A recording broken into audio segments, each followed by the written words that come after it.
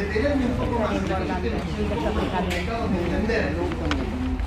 Todos los temas van a aparecer en las diapositivas, pero aquellos temas que sean más de lectura rápida en el libro, una cosa de repaso de anatomía, ¿sí? o algún mecanismo de transducción que también ven en bioquímica y cosas por el estilo, lo pasamos un poco más rápido, así me queda un poco más de tiempo para ver si las temas más difíciles de entender los podemos sacar adelante. ¿Sí? Entonces, arrancamos, viendo de hacer más o menos una hora y una hora. La primera vamos con visión, después seguimos con audición. Sí.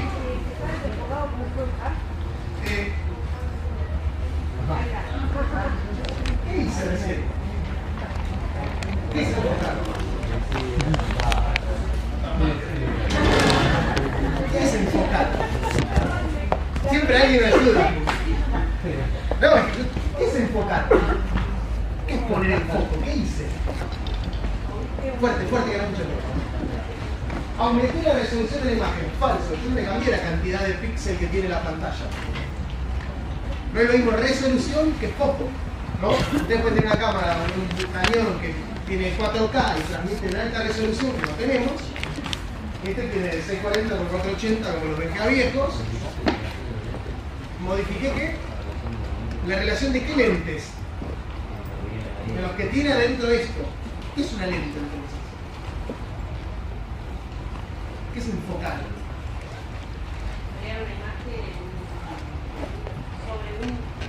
Crear una imagen, hasta ahí no se alcanza. Crear una imagen y no múltiples. ¿Por qué esto es lo mismo? Porque la retina el iris de esta chica no aparece toda la imagen, toda la luz que sale de la pantalla, no se vuelve a juntar exactamente en el mismo lugar. Se forman varias imágenes del ojo, todas superpuestas. Cuando yo hago esto, lo que consigo es que se vea nítido. ¿Qué es? Que toda la luz que se ve del lugar vuelva a llegar al mismo de la pantalla. ¿Sí? Y ahora vamos a entrar un poco en eso. ¿Quiénes vieron Toy Story cuando eran chicos? Es una ventaja que tengo sensacional. Yo la vi porque tengo hijos que la vieron. ¿Cómo prende la mecha del cohete Woody en la escena final? ¿Cómo la prende? Cuando se le apaga el fósforo. Con el casco de más, ¿se acuerdan? ¿Qué hace? Fuerte. Concentra la luz, hace foco, usa el casco como una lente. ¿Sí? Lente es cualquier entidad capaz de desviar los rayos de luz. Ay, les voy a pedir una cosa porque yo lo digo. No anote. Esta definición es de Wikipedia, les juro. La saqué de Wikipedia hoy y la pegué ahí. No anote las definiciones, traten de entenderlo. ¿Sí? Las diapositivas están subidas en el CITEP, ¿no? No sé. Sí, no está la de Woody, porque yo no sé nada, pero están ahí, búsquenlas. Está la clase de audición y la división separada, de hecho. Tienen más diapositivas que vamos a usar. Y están los libros. Nada de esto es información confidencial y solo la damos acá. Está por todos lados. Traten de entenderlo más que de copiárselo. ¿Sí? Entonces, ¿cómo hacen? ¿Alguna vez quemaron una hormiga con una lupa? No saben fisiología. ¿Qué hacen? Lo que hace una lente es capaz de desviar la trayectoria de los rayos lumínicos. ¿Sí? Entonces, una lupa, como la que están ustedes acostumbrados a hacer, cuando juegan a quemar algo, va a conseguir concentrar la energía en un punto y por eso pudo prender la mecha. Porque concentró energía solar en un punto determinado. Eso se consigue para la luz con lentes. ¿Sí? Entonces, vamos a empezar a entender un poco cómo son las lentes, de qué tipo hay, y nosotros tenemos una lente en nuestro cuerpo. ¿Cuál es? El cristalino. Parte de la estructura del ojo. ¿Sí? Parte de la córnea funciona como una lente, el ojo en su conjunto funciona como una lente. Lentes hay de dos grandes grupos, dos grandes tipos. ¿Sí? Las lentes divergentes y las lentes convergentes. Las lentes convergentes son la lupa con la que ustedes pueden quemar la hormiga, o quemar una madera, o quemar un papel, cuando concentran la luz del sol. ¿Por qué? Porque convergen rayos en un punto. ¿Eso qué hace? Que toda la energía que venía por acá se funde en un punto, y aumenta mucho la cantidad de energía que hay disponible. Por eso pudo Bass prender la mecha, usó el casco como una lente convergente. ¿Sí? Pero hay otras que son lentes divergentes, que lo que hacen es que los rayos que llegan se separen, diverjan. ¿Sí? Nuestro ojo tiene un conjunto de lentes, el cristalino es la más importante de ellas, y va a funcionar como una lente convergente. Esta la vamos a necesitar para hacer tratamientos médicos. ¿Sí? Por eso tenemos que conocer los dos tipos. Bueno, vamos a tratar de entender un poquito cómo funciona nuestro ojo como una lente, y para eso vamos a hacer una simplificación muy grande, que es que vamos a considerar que todo este sistema de lentes complejos, muy sofisticadas, son una lupa con una lente convergente de rayos. Para ver cómo funciona el ojo, tenemos que entender un par de cositas de física. Si yo tengo una flecha y tiene una punta luminosa, lo que hace la luz, ¿sí?, es emitir, es una onda que viaja por el espacio electromagnético, no importa, pero que en un punto determinado, de la punta de una flecha, de la punta de la lamparita, de la punta de cualquier cosa, es una cosa que...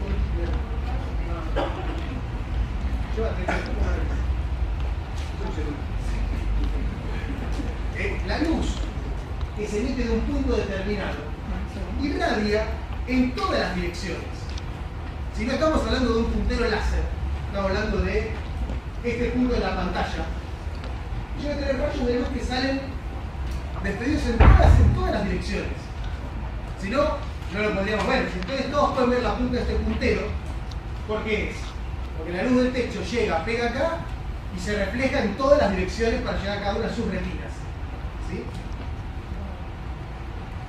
Entonces, imaginemos que yo tengo este punto de luz y tengo un ojo. ¿Sí? La fuente de luz más común para nosotros es la luz del sol, que también sale en todas las direcciones del espacio. ¿Sí? Pero nuestro ojo, si yo miro el sol, que está recontra lejos, todos los rayos me van a llegar bastante paralelos entre sí. Porque este rayo y este rayo no son paralelos. Pero este se fue a Saturno, este se fue a Urano, y estos son los que llegaron a la Tierra. Entonces, cuando una fuente de luz está muy lejana, todos los rayos que están saliendo de él a nosotros nos van a llegar prácticamente paralelos, uno al lado del otro. Y eso es importante porque lo necesitamos para entender cómo funciona el ojo como lente. Porque por suerte los físicos ya descubrieron todo lo que hace falta conocer respecto a este tipo de lentes. Respecto al ojo nos falta mucho para entender. Sí, excede lo que vamos a ver hoy acá. Pero la física de esta lente se conoce con precisión matemática. Uno puede hacer los cálculos y predecir qué va a ocurrir con esa lente y cómo se va a comportar, cómo va a desviar los rayos. ¿Ven la lente? Lo que hacía era desviar los rayos de luz. ¿Sí? Bueno, lo podemos predecir matemáticamente qué va a ocurrir. Eso nos va a dejar, entre esas cosas, recetarle los anteojos para que esto sea una persona. ¿Sí? Entonces, ¿cómo se forma la imagen en la retina? Y aquí hay una diferencia muy grande de cómo se forma la imagen en la pantalla. ¿Por qué? Como estaba fuera de foco esto, yo moví la palanquita y lo que hice fue cambiar la distancia entre la fuente de luz y la lente. ¿Vieron cuando tratan de quemar la hormiga? ¿Cómo hacen para quemar una hormiga o prender un papel con una lupa? ¿Qué hacen? ¿Qué es esto? La acercan y la alejan de lo que quieren quemar. ¿Por qué? Porque tenemos que encontrar un punto óptimo, que es este punto, donde toda la energía que entre por acá converja en un punto. Y para eso, si yo pusiera la hormiga acá, a esta distancia, ¿se quemaría? No, porque no le va a pegar toda la luz en un punto. Si la pongo acá atrás, ¿se va a quemar la hormiga? No. Si pongo acá la pantalla, esta pantalla, la imagen se forma nítida. Si la pongo acá, se forma nítida. ¿Dónde se va a formar nítida? En el punto focal. Con el proyector, ¿cómo encontramos el punto focal? Acercando la pantalla a la lente. O sea, muevo la lente y regulo la distancia. En el ojo eso implicaría que el cristalino se aleja y se acerca de la retina. Y evolutivamente eso no fue seleccionado, porque es un mecanismo bastante complicado andar moviendo la lente en el sistema biológico. El sistema biológico funciona un poco distinto. Y ahora vamos a ver cómo. Entonces, tengo mi flecha. Saca rayos de luz para todos lados. Algunos rayos de luz son mucho más fáciles de predecir qué le va a pasar con una lente que otros. Lo que nos dijeron los físicos es que cualquier rayo de luz que llegue perpendicular a la lente va a pasar por ¿dónde? Por el punto focal, ¿sí? Por lo que se llama foco imagen. Va a pasar por ahí. Y lo otro que nos enseñaron es que cualquier rayo que pase por el foco objeto se va a salir perpendicular a la lente. Y esto tiene una lógica muy sencilla. No hace atención, te suena que lo entiendo muy fácil. Las lentes, como la lupa, son reversibles. Si la luz entra de un lado y sale por el otro, si yo ilumino por ese lado, tiene que salir por donde entró. Porque tiene que seguir caminos bidireccionales. O sea, esta que llega acá perpendicular tiene que pasar por el foco. Si viene de este lado y pasa por el foco, tiene que salir perpendicular. En nuestro ojo es muy particular, ¿por qué? Porque nunca la luz viene de adentro de la retina. Siempre entra la luz. Pero la física de la lente es la misma. Ella no lo sabe, pero la cumple. ¿Sí? Y toda luz que llegue por el centro, por el eje de simetría de esa lente, la atraviesa sin ser perturbada. Es el único lugar de una lente donde los rayos no son modificados en su trayectoria. Entonces, si la luz salió de este punto, hizo así y llegó acá, y este rayo de luz que sale de la misma punta se junta en este lugar, ahí se va a formar una punta nítida, ¿sí o no? Porque toda la luz que salió de un lugar se junta en el mismo punto de la pantalla, que es la retina. ¿Sí? La base se forma acá y nosotros tenemos una imagen invertida dentro de la retina. ¿Sí? Ahora, ¿qué pasa si lo miramos esto como no un ojo, sino como una lente de la que conocen los físicos? Bueno, los físicos ya aprendieron a calcular dónde se va a formar la imagen para propiedades determinadas de la lente. ¿Sí? Entonces nos dicen, hay un foco imagen y un foco objeto. Y saben calcular dónde van a parar todos los rayos. Y lo que a nosotros nos interesa mucho es que saben calcular lo que se llama la potencia de la lente. ¿Qué es la potencia de la lente? Es, si quieren, cuál lente es. ¿Se acuerdan que una lente era alguna entidad, algo que modificaba la trayectoria? Bueno, la potencia de la lente es cuánto la modifica. ¿Sí? El vidrio de la ventana es una lente de caras paralelas que no modifica, lo atraviesa. Entonces tiene una potencia de cero, no produce cambios en la imagen. Las potencias de las lentes tienen unidades, como todo, y esa unidad se llama dioptría. ¿Me suena? Entonces cuando alguien compra anteojos, saben que la potencia de las lentes de anteojos se mide en dioptrías. ¿Qué es? Es la unidad del poder de convergencia o divergencia y tiene unidades de 1 sobre metros. Es a cuántos metros va a estar el foco. Y les pongo un ejemplo. Esto que toca es la manera de calcular la potencia conociendo dónde están los focos. Para que lo vean más intuitivo, si tengo una lente convergente como nuestro ojo, una dioptría, una lente de una dioptría convergente, tiene su foco imagen a 1 metro. Nuestro ojo, ¿qué potencia les parece que tiene? ¿Más o menos que una dioptría? Más, ¿por qué? Porque si no la retina tendría que estar a 1 metro del cristalino. Porque la imagen se va a formar en el foco. Y si el foco para una potencia de una dioptría está a 1 metro, tendríamos que tener ojos de 1 metro de diámetro. 2 dioptrías, ¿a qué distancia se forma la imagen? Medio metro. 10 dioptrías, 10 centímetros. ¿Tenemos más de 10 dioptrías en nuestro ojo? Sí. ¿Cuántas dioptrías tendrá nuestro ojo? Claro, pero eso es porque lo leíste del libro, que está perfecto. Pero ¿cuánto mide un ojo? Fíjense que para los choy no hace falta estudiar. Si en el choy le preguntan, ¿cuántas dioptrías tiene un ojo en el reposo? ¿20, 50 o 100? ¿Y cuánto mide la distancia entre el cristalino y la retina? ¿Cuánto es más o menos? Adivinen, si es una anatomía deberían saberlo cuantitativamente. 3 centímetros, 2 centímetros. Bueno, 10 dioptrías son 10 centímetros. 50, 60, 70 dioptrías tenemos en el ojo. Ay, no.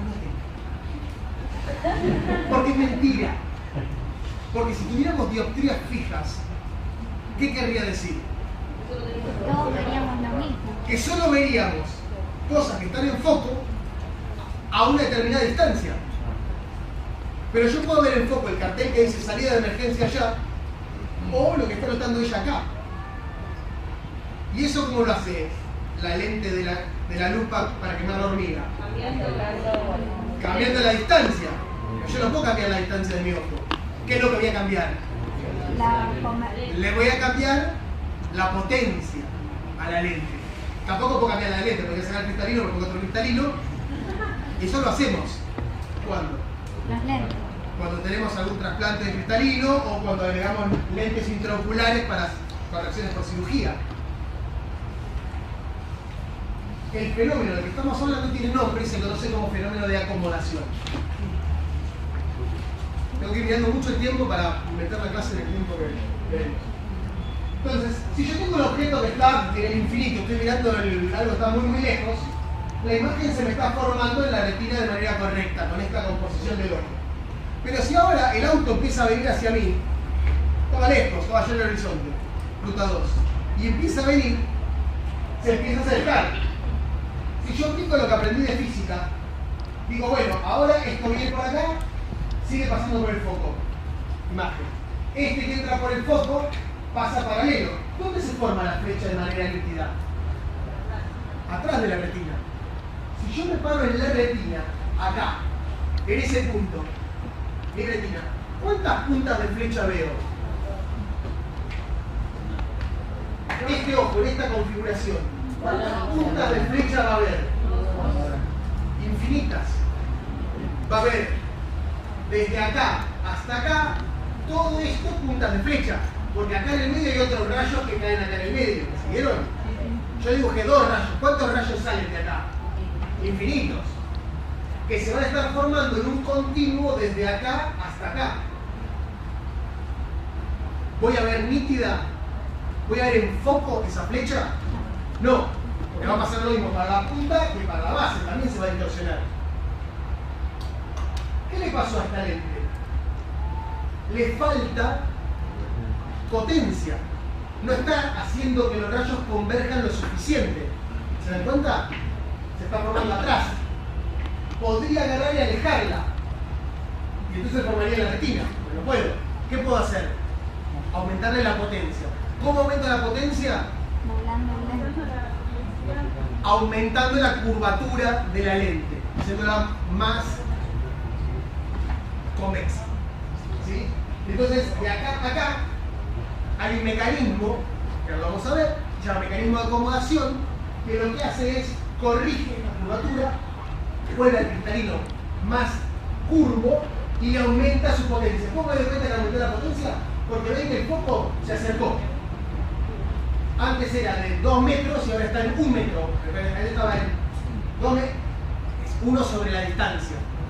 A más lejos el foco, menor la potencia. Le aumentó la potencia, pasó de, no sé, 50 a 60, lo que quieran. Ahora dibujo de nuevo para esta misma posición en la flecha, el foco está acá y entonces la flecha se forma en el lugar correcto. ¿Sí? ¿Hasta cuándo pasa esto? Tiene un límite. ¿Cuál es el límite? ¿Lo pueden calcular? ¿Lo pueden saber? ¿Sí? ¿Lo pueden hacer ahora en este momento? No. Es lo Sí. que Extiendan la mano y mírense el dedo. No me miren a mí, tienen que mirar el dedo si no sale. ¿Se miran el dedo? Ahora el dedo, se lo ve la mente, sale. Yo no hago la prueba, así que sí los veo. Mírense el dedo y empiecen a acercar hasta que no lo ven más nítido en foco y frenen ahí, dejen la mano y no la muevan más. Hay un punto donde no lo ven más nítido, ¿no? Frenen ahí y ahora mírense entre ustedes. ¿A qué distancia están más o menos? ¿Alguien se tocó la nariz? No. Tienen algo que se llama el punto próximo. El punto próximo, anoten. Yo puedo hacer que anoten. Si yo agarro y le digo, el punto próximo es, todos dejan de escuchar y hacen así. El punto próximo es el punto en el cual no podemos seguir aumentando la potencia del cristalino. Alcanzamos la máxima potencia que tiene nuestro ojo, ¿sí? Y por eso, a partir de ahí, la imagen se sigue formando atrás de la retina y la democrrosa, ¿sí? Si yo hago esa prueba,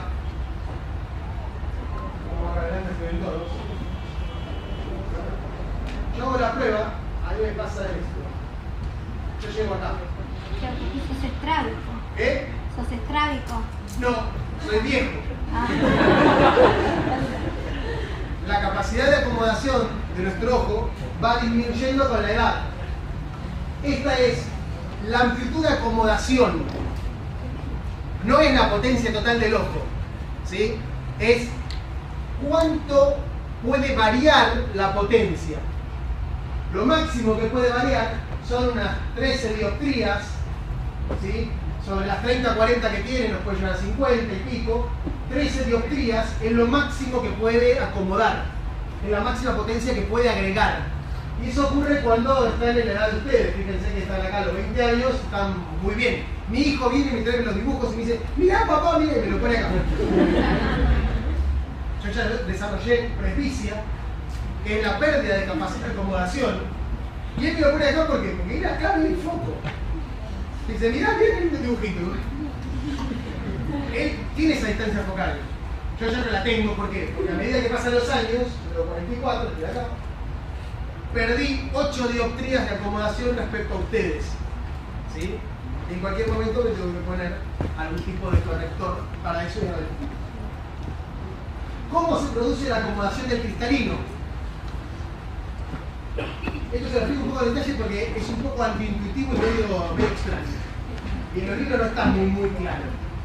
Esta es la vista lateral del ojo, ¿no? Cristalino, lo que hago con algunas estructuras. Cristalino, esto visto de frente, ¿sí? Tenemos el cristalino que está sostenido por los ligamentos suspensorios, ¿sí? Que están unidos a las fibras musculares, a las fibras circulares del músculo ciliar. El músculo ciliar es este, es circular.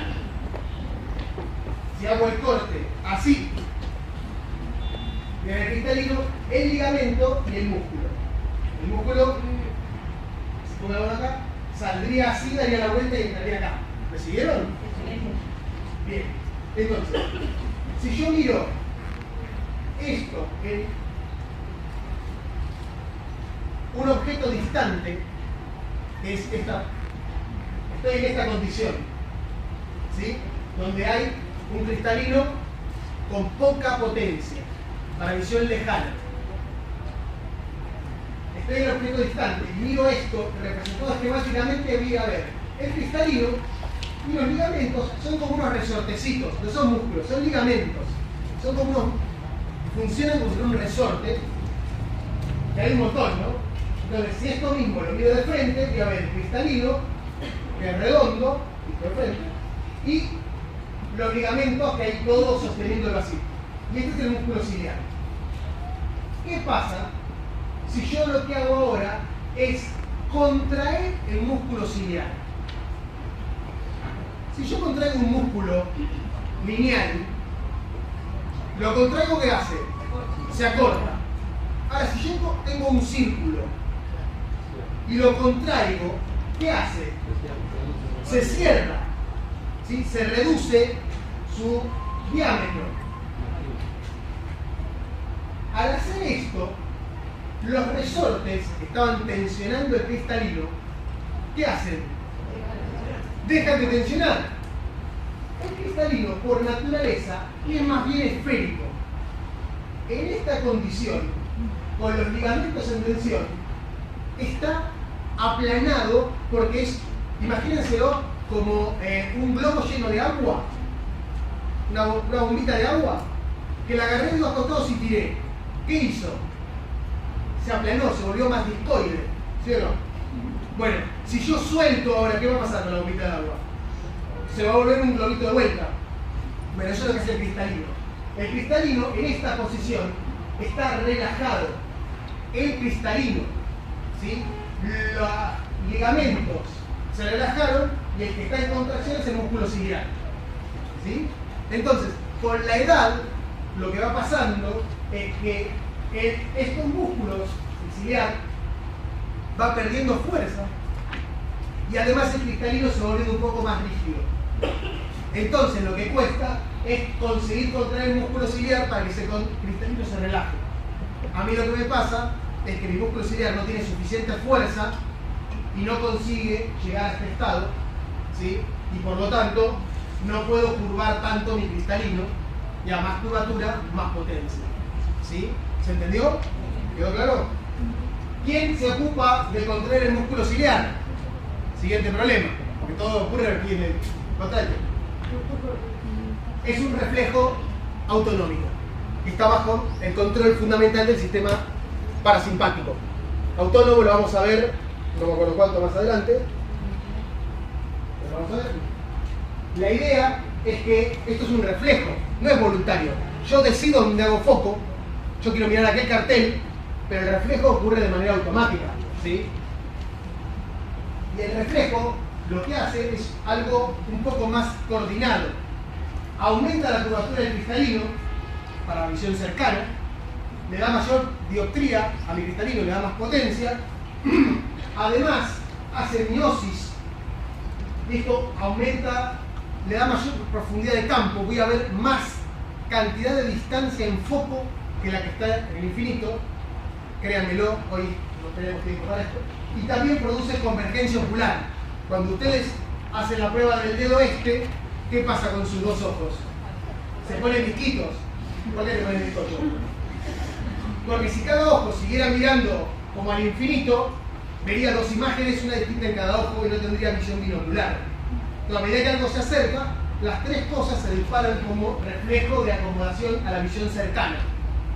Aumento de la curvatura del cristalino, mediado por el parasimpático. Miosis, ¿qué es miosis? Midriasis y miosis, ahora lo miramos, miosis y convergencia ocular. ¿Cómo se produce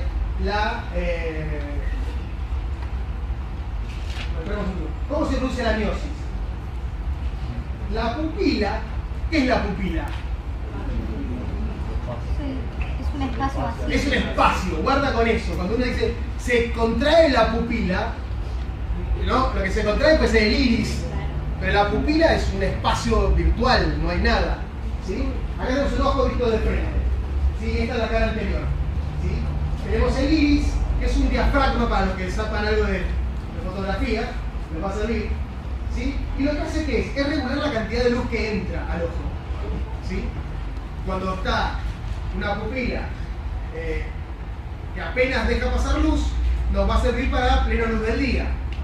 Vamos a estar más en midriasis, con todo dilatado, cuando estemos de noche y tengamos que adquirir más información. Si yo lo miro de frente, sería así. Si lo miro de atrás, lo que veo es que hay una estructura radial y una estructura circular. Y esto se ve mejor en algo que ya saben de anatomía, pero no se acuerdan. Esto es un corte de iris, ¿sí? Así, visto de perfil. Esta es la parte pigmentada. ¿Lo ven? Es un epitelio. Esta es la parte pigmentada. El iris tiene dos músculos lisos. Tiene el dilatador, que es este que está acá, ¿sí? Que corre, si esta es el frente, corre radial al iris. ¿Me siguen el dibujo? Corre así. Y el esfínter, que es circular, que acá se ve un puntito y sería algo que sale así. La luz entra por acá. Mi dibujo Esta es la parte de arriba, es esto. Acá vendría la pupila y acá abajo estaría la otra parte de esto. Y el músculo como hace así. ¿Y por qué es esfínter? Porque cuando se contrae el esfínter, ¿qué pasa? Es circular el músculo. Pasa lo mismo que antes. ¿Qué pasa? Se cierra y se contrae. ¿Sí? ¿Y qué tenemos? Miosis. ¿Qué pasa? Está inervado por el parasimpático. ¿Qué pasa cuando se activa el simpático? Activa al dilatador. ¿Qué hace? Es como, funciona como la cortina de enrollar de la persiana americana. ¿Vieron que tiran del hilito y la persiana americana sube? Bueno, esto es igual. Si yo contraigo este músculo, ¿qué va a pasar con el iris? Se dilata. Se contrae y por lo tanto la pupila se dilata. ¿Me siguieron? Bien. Este controlado por el simpático, este controlado por el parasimpático. Cuando se activa el parasimpático en el reflejo de acomodación, actúa sobre el esfínter. Ahora, una cosa muy importante para que no se mezclen. Yo puedo tener miosis sin que haya reflejo de acomodación. Hay otros estímulos que disparan miosis. ¿Cuáles son? El reflejo fotomotor, la luz. La luz por sí sola incidiendo en la retina puede activar este sistema de miridasis miosis. El simpático y parasimpático juegan siempre un rol balanceado en muchos casos. ¿Sí? Entonces guarda con eso. Que en el reflejo de acomodación se produzca miosis, no quiere decir que solo conseguimos miosis por acomodación. ¿Cuál es el reflejo fotomotor? Vamos rápido, pues básicamente el repaso de anatomía, pero el reflejo fotomotor se consigue por iluminación de la retina que a través del óptico llega a el de Westphal y ahí tenemos la vía simpática correspondiente que va a hacer la vía parasimpática diferente que va a generar la contracción del esfínter. Lo interesante para la fisiología es que este reflejo es bilateral. Yo ilumino una retina y dado que las neuronas que salen del área pretestal conectan bilateralmente al núcleo accesorio, con solo estimular una retina, yo consigo una respuesta bilateral, ¿sí?, de la miosis. Eso es interesante, ¿por qué? Porque yo clínicamente, normalmente a los dos ojos les llega la misma cantidad de luz. Pero yo puedo, en condición de penumbra, con una linterna, iluminar solo uno de las retinas y evaluar lo que se llama reflejo fotomotor directo, porque ocurre por la vía homolateral, y el consensual, que es el que ocurre en el otro ojo. ¿Sí? Haciendo esto, yo puedo ver si la persona tiene problemas en uno, los dos, cuál está conservada y cuál no. Puedo empezar a predecir dónde puede haber algún tipo de lesión o problema. ¿Sí? Porque si veo que el consensual, y fíjense esto, yo puedo hacer directo así, pero después puedo iluminar esta retina y voy a tener el directo por acá y el consensual en el otro. Entonces, si están abolidos los dos consensuales, lo probable es que haya un problema por acá. Si está abolido nada más que en el uno tiene abolido el directo, pero el consensual puede ser un problema de retina. Entonces es una exploración semiológica muy rápida, solo necesitan un celular que todos tienen encima, porque hoy tienen celulares, y se puede hacer una maniobra para ver si hay algún problema en la tiene rápido. En el práctico, después del tiempo, hoy o en la clase de parasimpático, hacemos algunas pruebitas, tenemos unas linternitas y pueden jugar.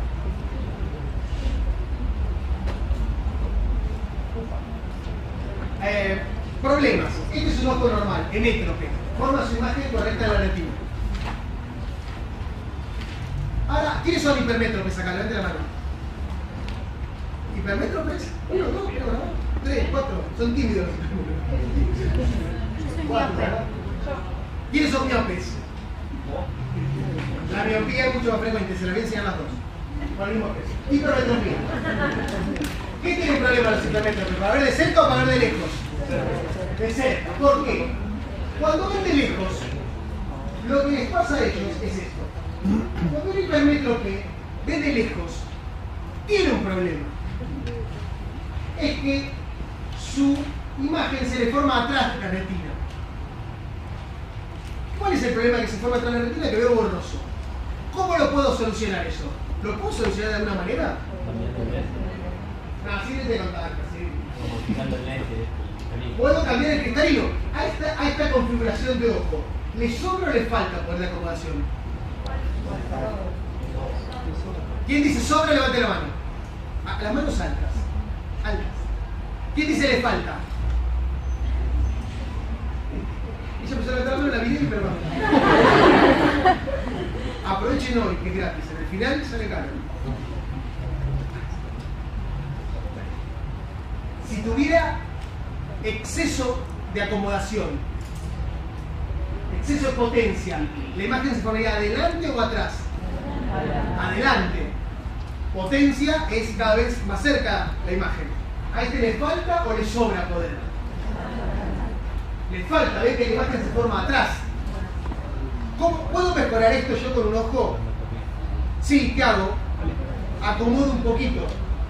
A este cristalino le puedo aumentar su poder de acomodación, ¿sí o no? Bueno, acomodo un poco y formo la imagen en la retina. Por eso los hipermétropes no tienen problema para ver de lejos. Esto puede ocurrir porque, por ejemplo, su glóbulo ocular es un poco más corto que lo normal. Si es un poco más corto, esta lente estaba en una buena condición, pero la imagen se formó demasiado atrás. Pero lo puede corregir el ojo. Ahora, ¿qué pasa cuando este objeto se le empieza a acercar? ¿Qué hace? Hace acomodación, ¿sí o no? Pero ya se gastó parte de su poder de acomodación para ver de lejos.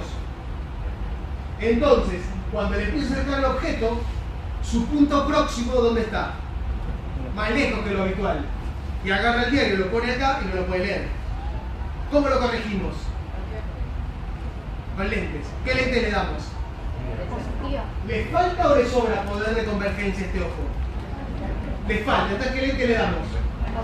Le pongo una lente convergente adelante, que le agregue poder de convergencia. Y con eso ve bien. ¿Qué le pasa al miope? Tiene un ojo un poco largo el miope. Acá estoy exagerado. Cuando tiene un objeto cercano, como tiene esto un poco lejos, le sobra potencia a su cristalino en la versión relajada. Forma la imagen adelante. ¿Lo puede corregir? Sí, ¿cómo hace? Acomoda menos. Su punto próximo, el del miope, está más cerca. Ahora no lo van a poder ver porque tiene la lente de contacto puestas. Pero pueden ver los miopes en su casa y van a ver que pueden ver más cerquita. ¿Sí? ¿Cuál es el problema del miope? Ahora, cuando le alejo el objeto, su cristalino ya no se puede relajar más. Ya no se puede perder potencia.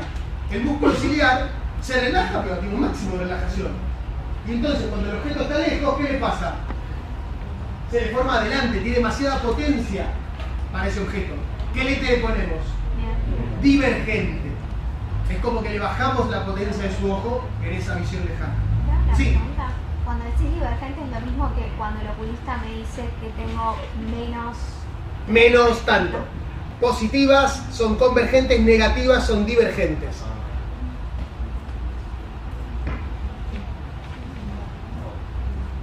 Hay otros defectos además que pueden tener que ver no con si la imagen se forma adelante o atrás. Por ejemplo, el astigmatismo. El astigmatismo no es un problema de potencia de la lente, sino que es un problema de homogeneidad del campo. La lente puede ser distorsionada y no ser perfectamente esférica. Entonces, una parte de la lente tiene una potencia y otra parte tiene otra. Alguien que tiene astigmatismo, una rueda perfecta, simétrica, una pizza, la ve distorsionada. Porque esta parte tiene una potencia y esta tiene otra. Entonces una parte la ve nítida y otra parte la ve borrosa, porque no puede poner en foco todo. ¿Sí? Y entonces le aparecen este tipo de distorsiones. Para hacer las pruebas se usa el círculo de túnel, y son estas líneas paralelas así, y el que tiene astigmatismo le dice, la 2 la veo bien, la 8 la veo bien, pero la 10 la veo borrosa, porque tiene ese ángulo. Y las lentes son muy caras, porque las lentes ahora no son perfectamente esféricas, sino que tienen que compensar ese astigmatismo. Y por eso les dicen cuántos grados de astigmatismo, porque te dicen si lo tenés en este sentido, en este otro sentido, en qué ángulo está. ¿Sí? Te venden las lentes tónicas que salen un ojo de la cara y entonces no compensa. De hecho, el oftalmólogo te lo tiene que hacer a prueba a veces. Sí, sí, lo van probando y hasta que te lo consiguen enganchar y tus ojos pueden ser distintos, entonces te dan más 20 de un lado, menos 20 grados del otro. Después venir un panel que viene cómo hacen que las lentes de contacto se queden en la posición correcta. Si agarran un anteojo astigmático y lo giran, van a ver que se distorsiona la imagen. Las lentes de contacto son un problema, porque ¿cómo me la pongo siempre en la misma posición? Tiene una densidad distinta y cuando se pone en el ojo parpadea y flota y se acomoda en la posición. Prueben con la primera vez, los que tienen corrección de astigmatismo, prueben la primera vez que se lo ponen y van a ver que en la primera imagen la ven borrosa. Parpadean un par de veces, la imagen se acomoda porque la lente flota y por densidad se acomoda. Retina. Vamos bien atrasados. Esto se entendió. Ahora voy a acelerar un montón, porque son cosas del libro de anatomía. Retina, la luz llega por acá. Repasen. ¿Dónde está? ¿Cómo se llama? Todas las capas de la retina se las tienen que saber. Lo que nos interesa mucho son los conos y los bastones, que son los fotorreceptores. ¿Sí? Vienen en dos gustos: bastones y conos. Esto es importante que se entienda para hacer segunda. Los segmentos externos de los bastones y los conos, que son los fotorreceptores, donde va a ocurrir la transducción sensorial, tienen un montón de discos intracelulares, que acá están lindos como están esquematizados, ¿sí? Están todos apilados uno arriba del otro, y eso es una manera de aumentar la cantidad de membrana de compartimento intracelular. Es una acumulación de membrana maximizada, ¿sí? Eso es como si agarran una pila de pajita, me sale, la tortilla. ¿Vieron las tortillas mexicanas que uno pone una pila enorme así? Imagínense eso metido dentro de una célula, ¿sí? Son estos disquitos que están acá que son bicapas lipídicas. Ahí es donde ocurre la fototransducción. ¿Fototransducción qué es? Es que llega un fotón y le pega una proteína que está en uno de estos disquitos. Esta es la membrana plasmática. Y esto es un disquito que está metido así adentro, apiladito, de las tortillas. Es una capa lipídica. La rodopsina es una proteína integral que tiene la capacidad de absorber ese fotón, ¿sí? Y activar a la transducina, que es una proteína G, que está flotando pegada en la membrana, y lo que hace es, cuando se acopla, genera la transducina activada, ¿qué hace? Agarra y hidroliza GDP en GDP.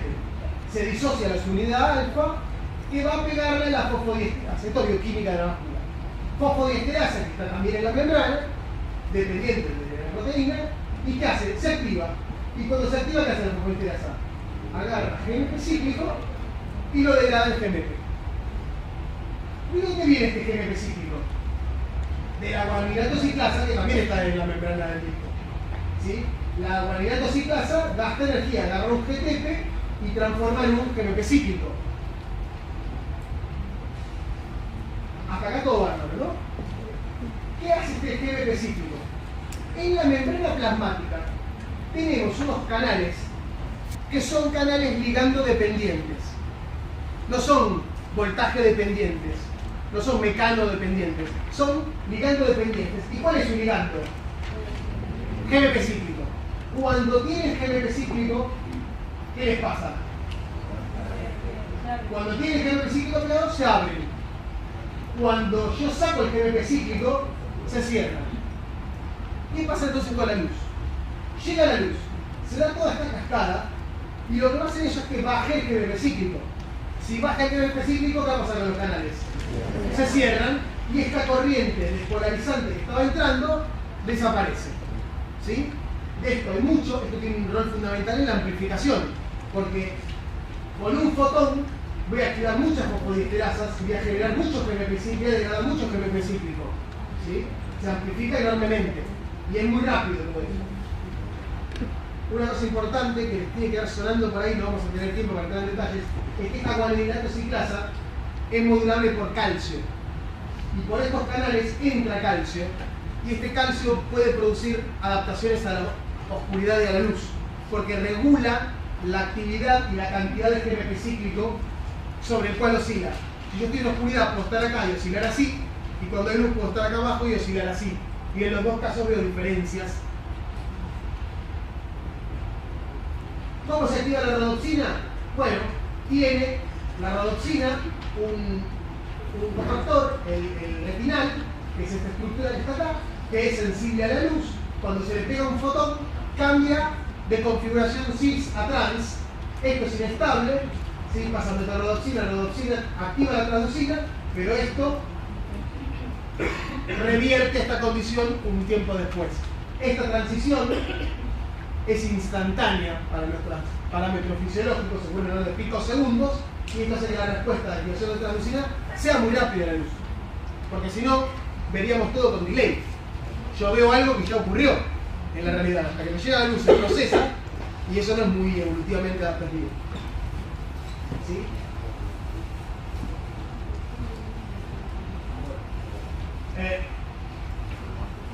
Si yo agarro y mido el potencial de membrana de uno de los fotorreceptores, lo que voy a ver es que está en reposo, está en una condición determinada, en oscuridad, de menos 40 milivolts.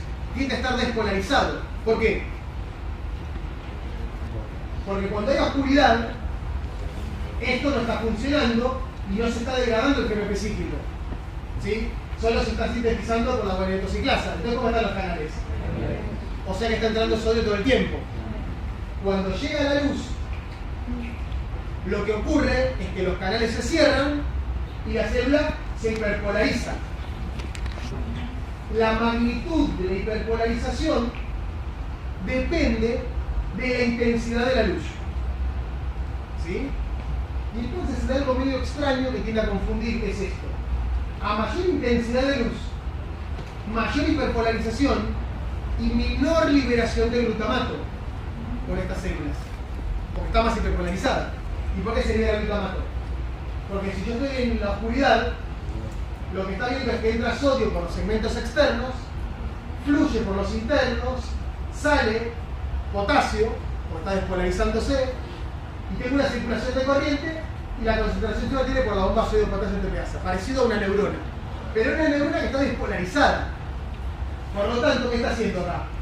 Está liberando glutamato. ¿Por qué? Porque acá en el terminal, ¿qué hay? Hay vesículas y canales de calcio, voltaje dependiente, que liberan por exocitosis las vesículas. Cuando llega la luz, se cierran los canales, se hiperpolariza la célula y se interrumpe el mecanismo de liberación de glutamato por falta de calcio. Entonces deja de liberar glutamato. ¿Sí? Acá hay alta liberación de glutamato, acá hay baja liberación de glutamato. ¿Se entendió? Es muy contraintuitivo para cómo funcionan los otros sistemas sensoriales. ¿Sí? Por esto es que en los libros les gusta decir la corriente oscura. ¿Qué dice? Las corrientes de cualquier color. ¿Por qué corriente oscura? Porque en la oscuridad circula una corriente por el fotorreceptor. O sea, vendría a ser antiintuitivo a lo que vemos nosotros, es como que la luz apaga el interruptor y la oscuridad lo prende. Exactamente. La única diferencia de esa salvedad es que no tenemos un interruptor, sino que tenemos un dimmer. Porque esto no es todo o nada, es gradual. La cantidad de neurotransmisor fluctúa, si quieren, linealmente con la cantidad de luz. Por eso dice ahí para recordar liberación gradual. Se lee en el libro que existen 3 tipos de pigmentos para las 3 longitudes de onda. Se lee la diferencia que esta tabla está en el CITEP de los bastones y los conos, es pura anatomía. Sigo adelante para ir. La distribución, recuerden que tenemos una zona de la retina que es la fóvea, que es donde están concentrados todos quienes. Los conos, que son sensibles a luz y nos dan la agudeza visual.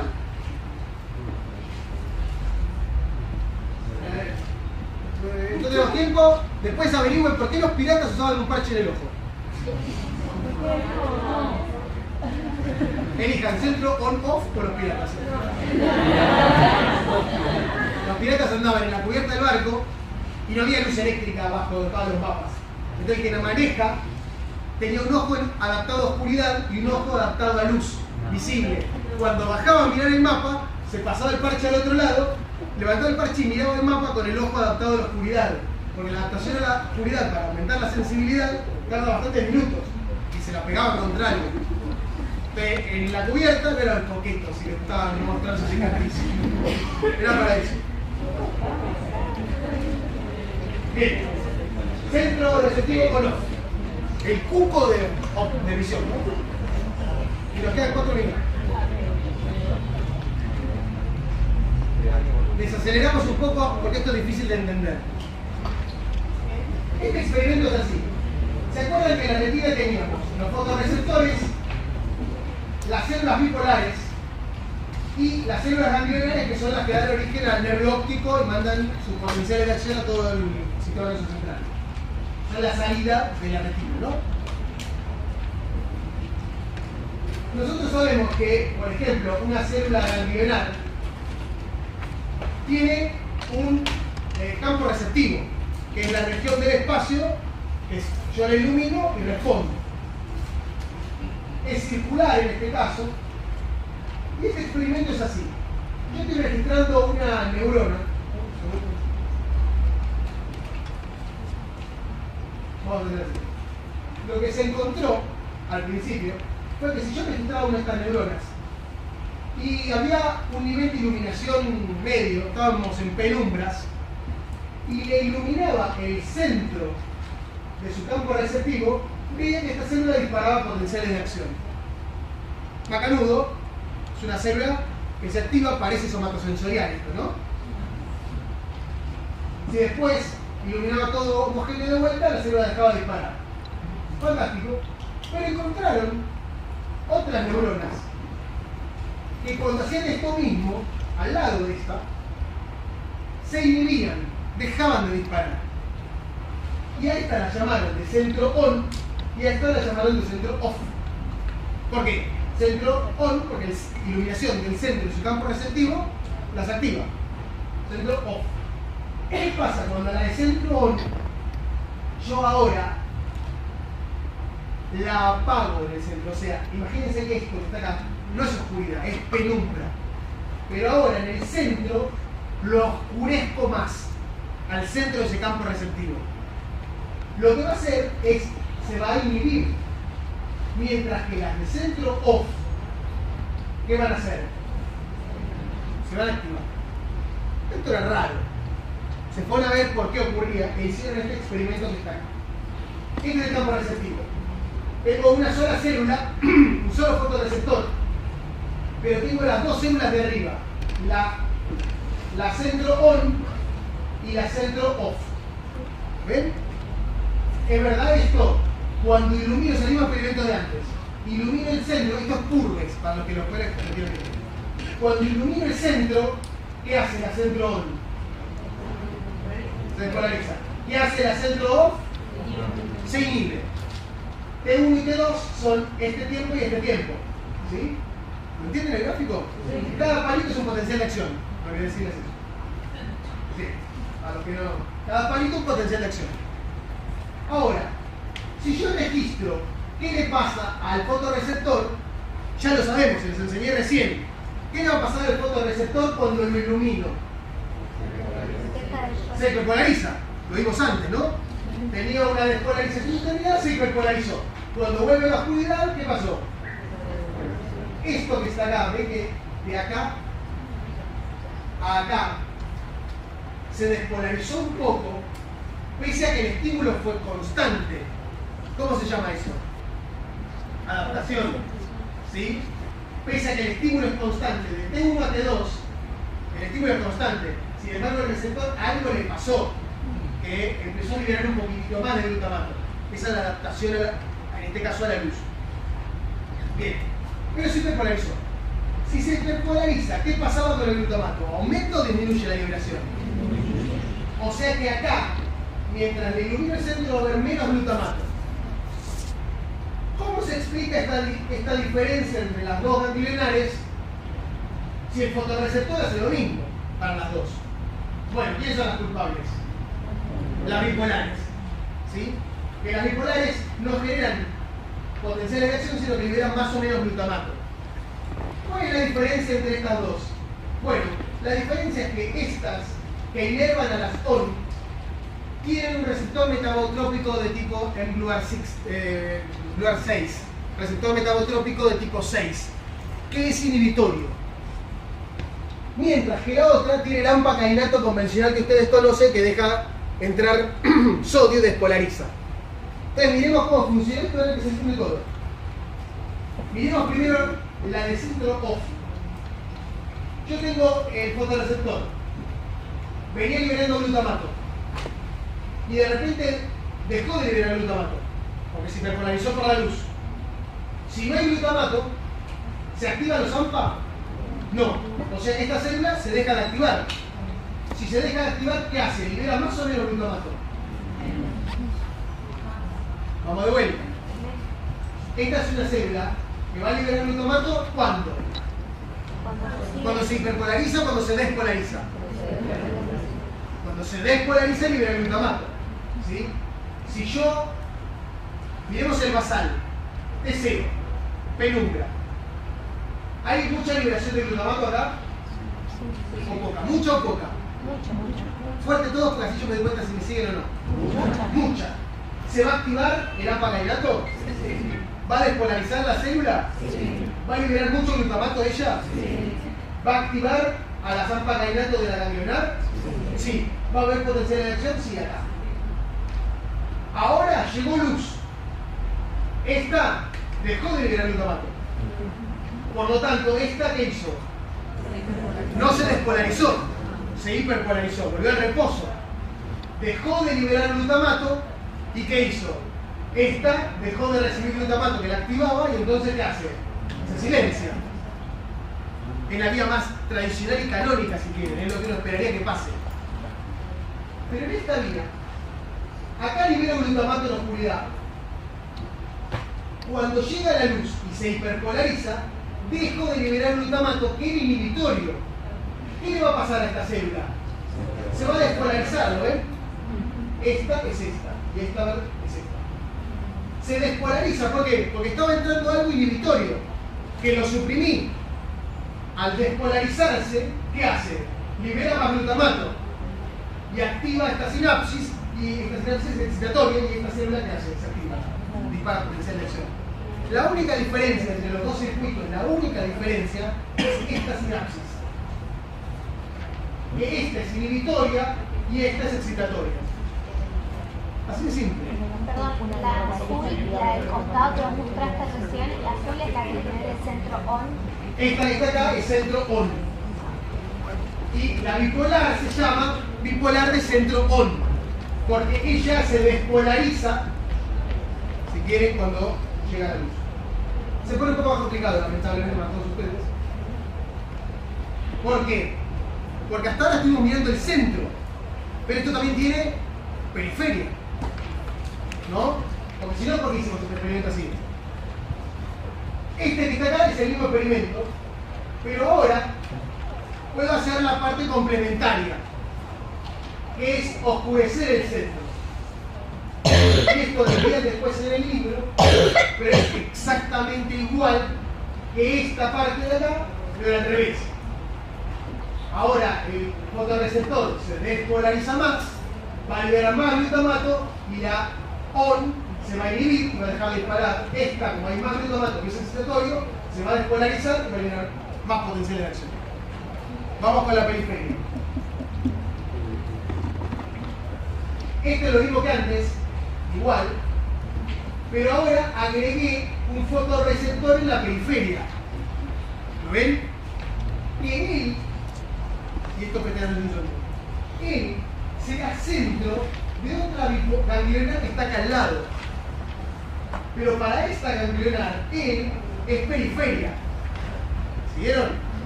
Entonces miremos este módulo en relación a esta ganglionar ON.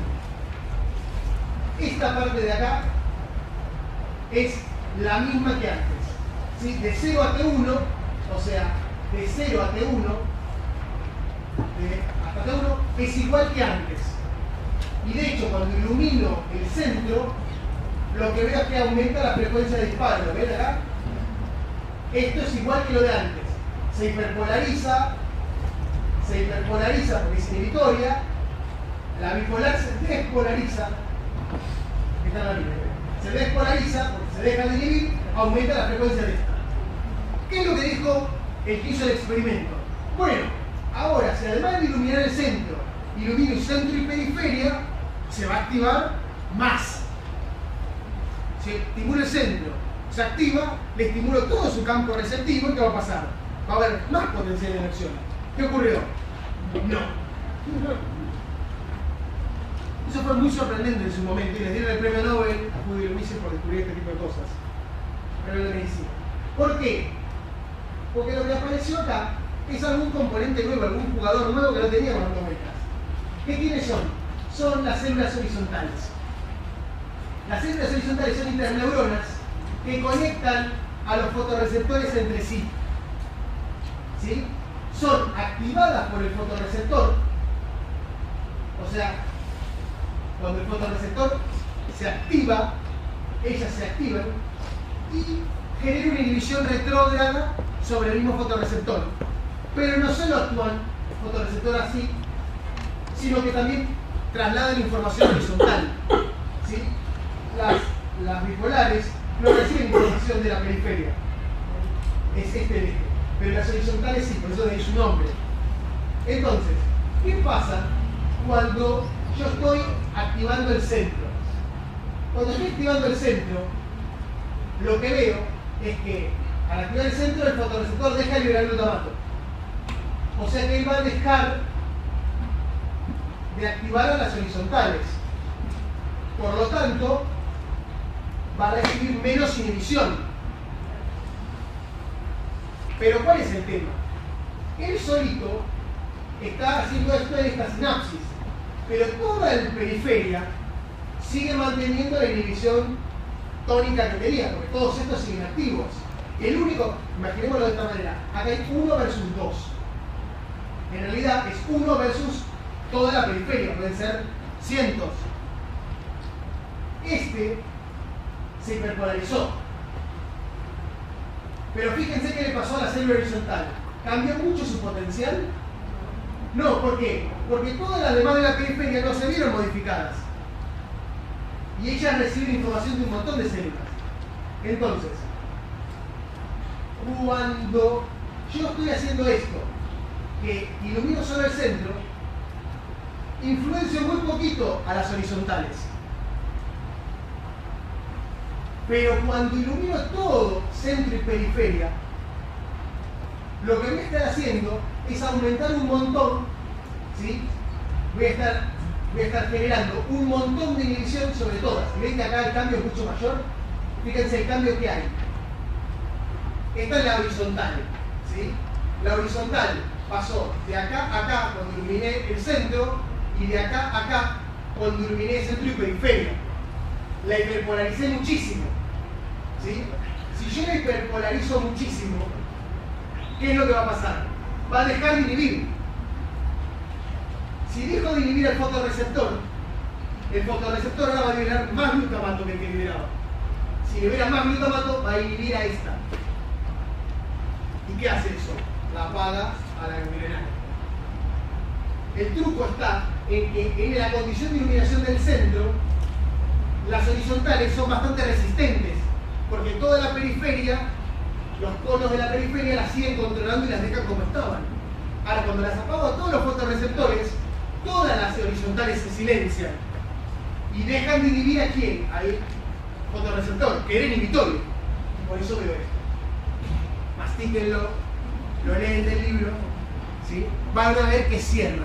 No se angustien y van a ver que cierra y se entiende. Pasa a lo complementario para las off en el pecho. Recuerden una cosa de anatomía, esto está acá para recordarles una cosa.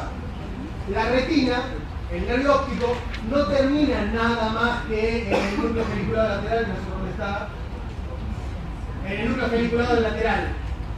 Esa es la vía que va a corteza, es la que nos interesa y es la vía linda porque es la vía que nosotros somos parados.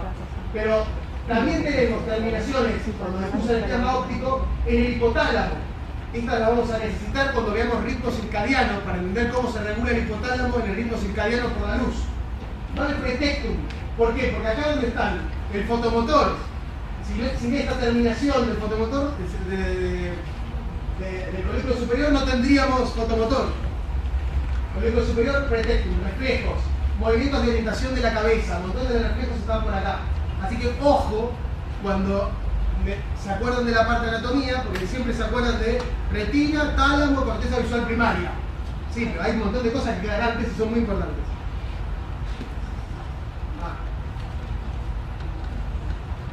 Una cosa importante, ¿por qué les damos centro on-off? ¿Por qué les damos centro on-off? Y tanta interés en esto. Porque ya empieza a haber procesamiento de información a nivel de la retina. Esto fue muy sorprendente. Cuando uno mira la retina y ve centro on-off, lo que me está diciendo es que la célula ganglionar se va a activar más, no cuando haya más luz sobre su campo receptivo, sino cuando haya contraste sobre su campo receptivo.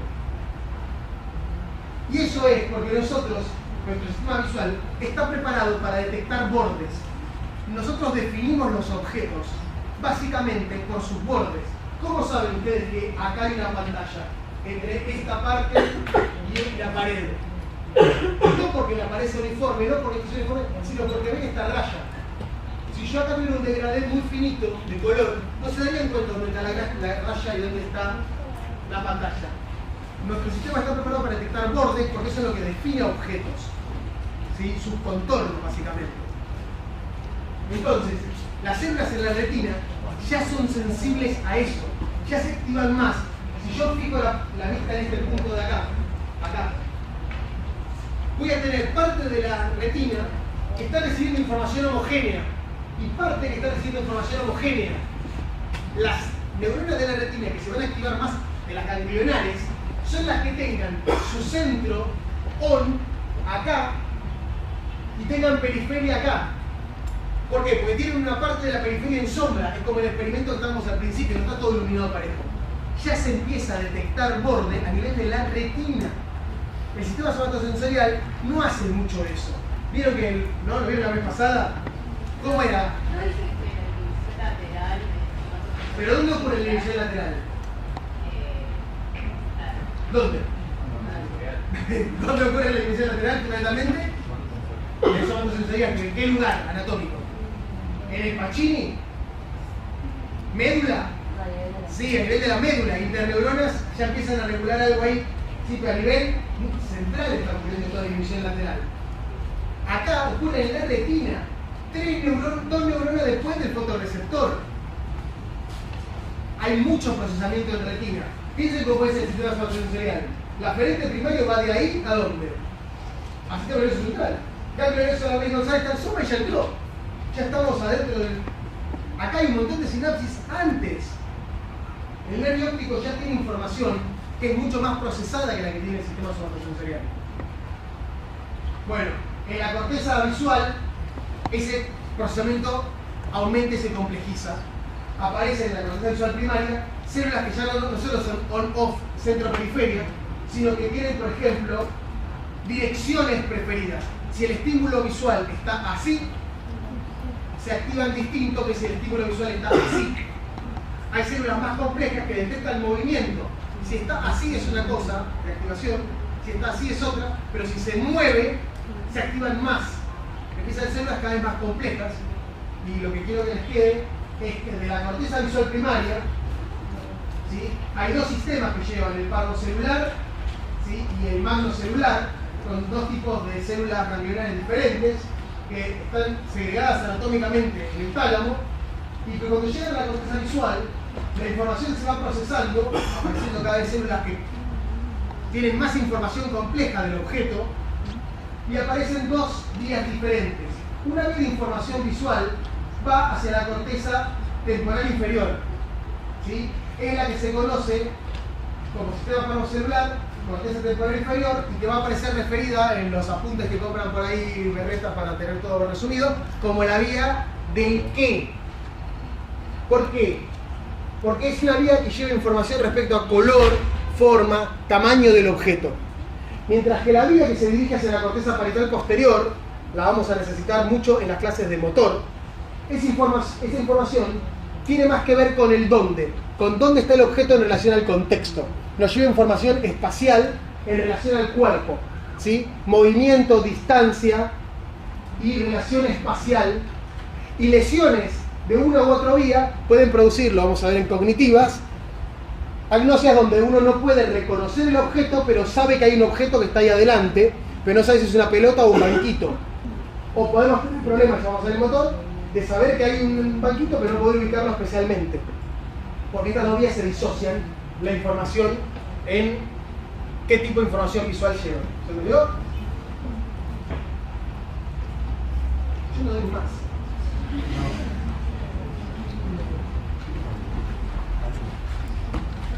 Saltamos audición. Completamente el tema. Tenemos esta acá para recordar la importancia. Nosotros somos seres visuales y visión a todo el mundo le parece muy importante, sin embargo, en comparación nos afecta mucho más.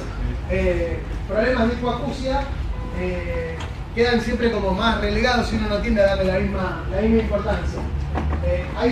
Hipoacusia es una disminución de la capacidad auditiva y afecta a mucha parte de los recién nacidos, y con la extensión de la expectativa de vida cada vez está afectando a un porcentaje cada vez más grande de la población, ¿sí? ¿Por qué? Porque, ahora vamos a ver por qué, pues se nos van a morir las únicas células importantes. Y la mayor no sé. ¿Qué es el sonido? Una forma de energía. ¿Qué es fuerte?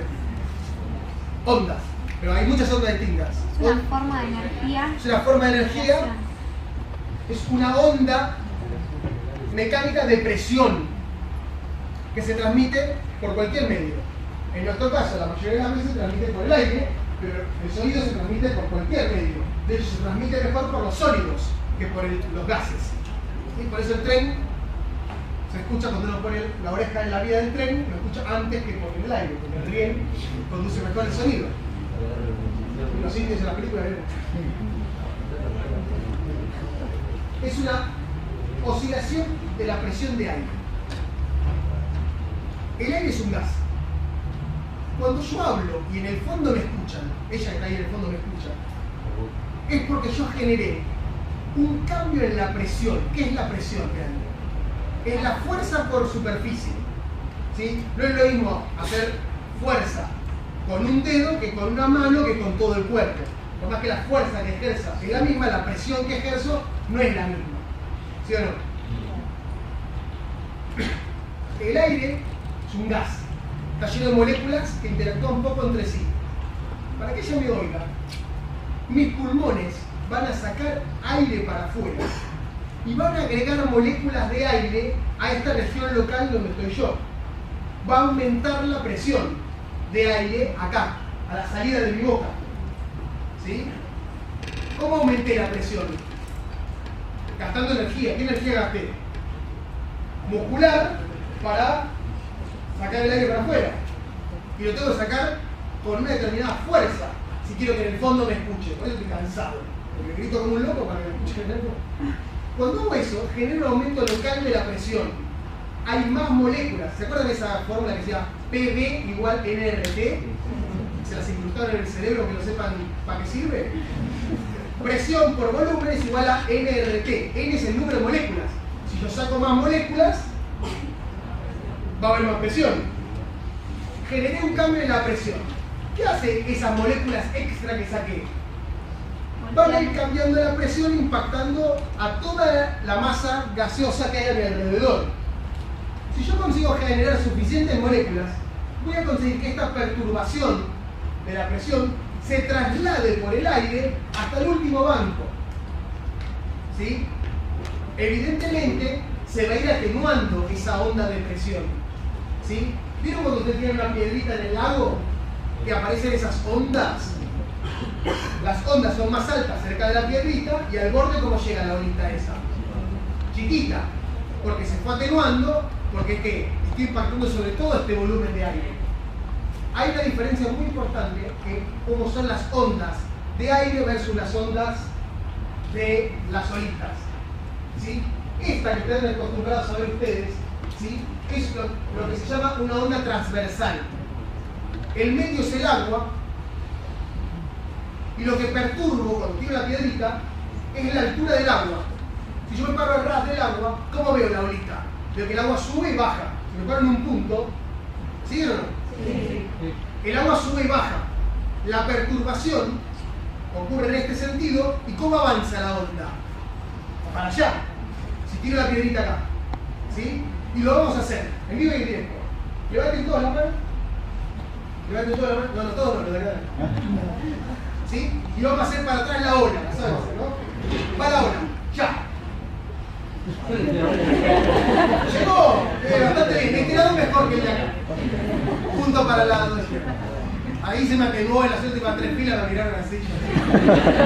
Hay momentos que me liquido del teléfono, que ya no pueden más. Allá casi que se la perdí. La perturbación, ¿en qué dirección estaba? Altura. ¿Y cómo se desplazó la onda? Por eso se llama transversal. Es transversal a la dirección del movimiento, la dirección de la perturbación. El sonido no hace eso. El sonido es un poco más raro porque es una perturbación longitudinal. Y lo vamos a hacer. Tienen que hacer así. Pónganse de costado y pongan una mano adelante y otra atrás. Es un momento para entablar relaciones con los compañeros que siempre quisieron sacar el número de WhatsApp y no se animaron. Es el momento ideal. Después de acá salen diciendo algo y ya. Una mano adelante y otra atrás.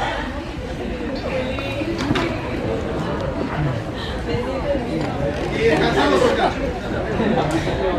Ahí, todos llegan hasta el fondo ya.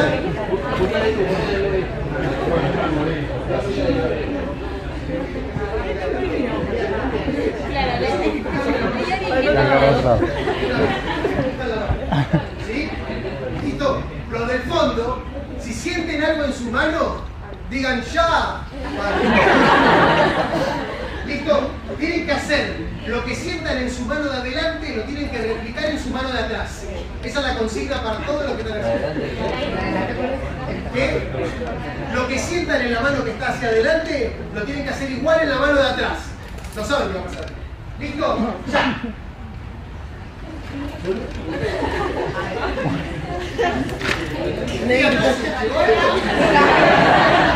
¿Qué sintieron? Una presión en la mano. Eso es un sonido.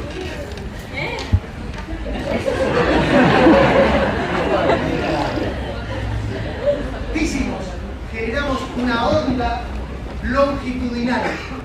La perturbación iba en la misma dirección que el avance de la onda. Era una onda de presión, ¿sí o no? ¿No sentían presión en su mano? Y esa presión se transmitía persona a persona hacia atrás. Bueno, eso mismo es lo que hace el sonido. Yo aumento la presión acá y la presión de este volumen de aire aumenta la del que sigue, aumenta la del que sigue, aumenta la del que sigue y se comprimen las moléculas y empujan a las del otro lado. Es lo mismo que hicieron con la mano. La diferencia es que la vimos a través del somatosensorial en vez del oído.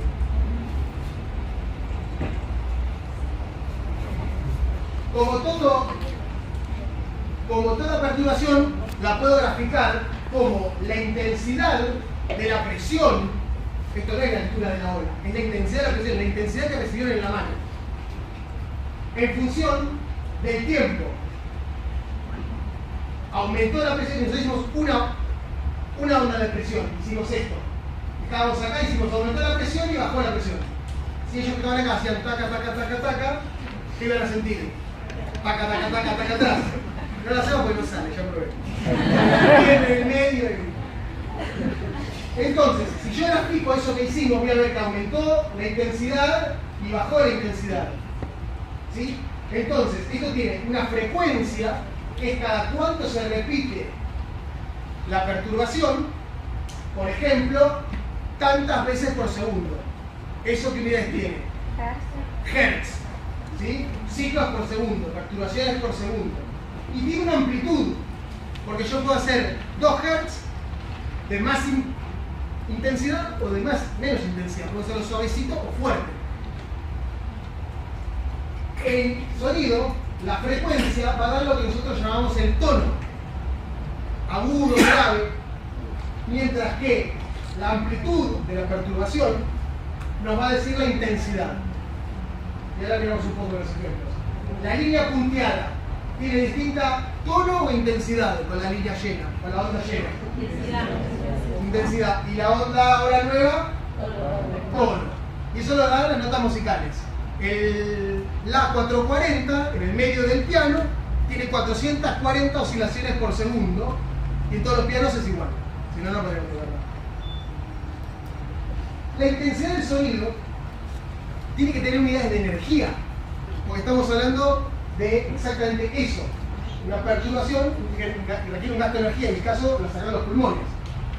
¿Sí? Es la cantidad de energía asociada al sonido que atraviesa una unidad de área. ¿Por qué? Porque, fíjense esto, si yo mirara la presión que hubo en toda la fila 4, cuánta presión, cuánta energía se transmitió por toda la fila 4, no va a ser la misma energía que transmitió ella sola. ¿Sí o no? La onda fue una onda general, pero yo tengo que decir qué intensidad hubo por unidad de área. En este caso, una persona. Porque no es lo mismo la intensidad del sonido que viaja solo por un tubito casi que moviliza todo el aire. Entonces, las unidades de intensidad están dadas en newton, si quieren, por metro cuadrado, la presión, o en potencia, como watt por metro cuadrado. Ahora, la intensidad del sonido no es lo mismo que lo que yo percibo. Si yo hago un sonido que tiene una intensidad de 10 newton por metro cuadrado, y te pregunto, levantá la mano, ¿qué intensidad tiene? Vos levantás la mano por acá. Ahora yo te doy 20 y vos no levantás la mano el doble. Vos lo percibís como un poquito más intenso, pero nuestro sistema de transducción no tiene una transducción lineal, tiene una transducción logarítmica, siguiendo la ley de Weber. ¿Sí? Y por eso, para muchas cosas de audición, no usamos intensidad física, sino que utilizamos nivel de sensación, que incluye nuestro órgano de transducción.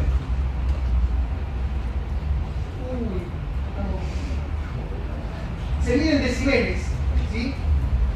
El sonido tiene siempre intensidad, tono, tiene una duración y tiene un timbre, que el timbre es lo que nos deja distinguir un violín de un piano, de un trombón, que tocan todos el mismo la.